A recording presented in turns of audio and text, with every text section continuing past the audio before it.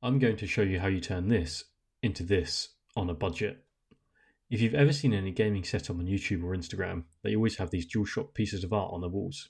They're easy to make and they won't break the bank.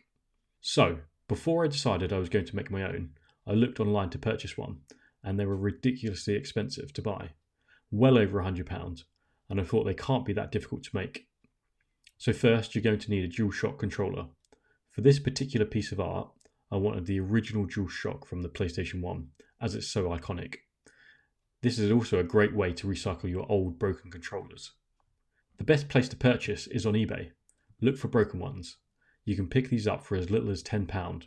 Just make sure it's the correct model, SCPH 1200 or the SCPH 110U if you're in the US. I chose the black version of the Dualshock one. There is also a grey version. If you're going for the black one, ensure it matches the model number and it has a grey plug, as it's easy to mistake for the Dualshock 2. These controllers are over 25 years old, so you're going to need to give it a good clean. I recommend using isopropyl alcohol, as it's a good cleaning agent. Not only is it good at cleaning electrical items, it also kills germs. I used a toothbrush and a cocktail stick to get in all the gaps. Make sure you get out all the grime. So once this is done, you should now have a shiny controller. The next step is to dismantle the controller. For this, you're going to need a PH00 screwdriver. There's 7 screws on the back of the controller, and there is a middle screw holding the logic board in place. Ensure you remove this before trying to remove any of the components. Don't do what I did on my first attempt and end up snapping the logic board, because I didn't remove that screw.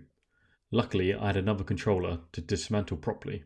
Once I removed the joystick caps, I shortened the metal sticks by snipping them. This will help when placing the logic board on the template.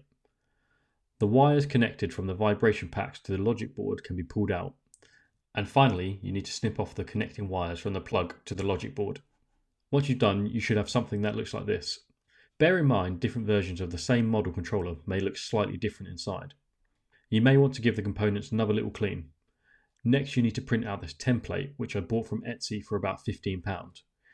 You need to print this out on 12 by 12 inch card. Before sticking the components down, I recommend placing them on the template so you understand where everything goes. For sticking, I used Gorilla Glue, which is probably a little extreme, but I didn't want anything to fall off over time. I did use some tweezers to help with placing, but use the glue really sparingly to stick the components to the template as it does expand.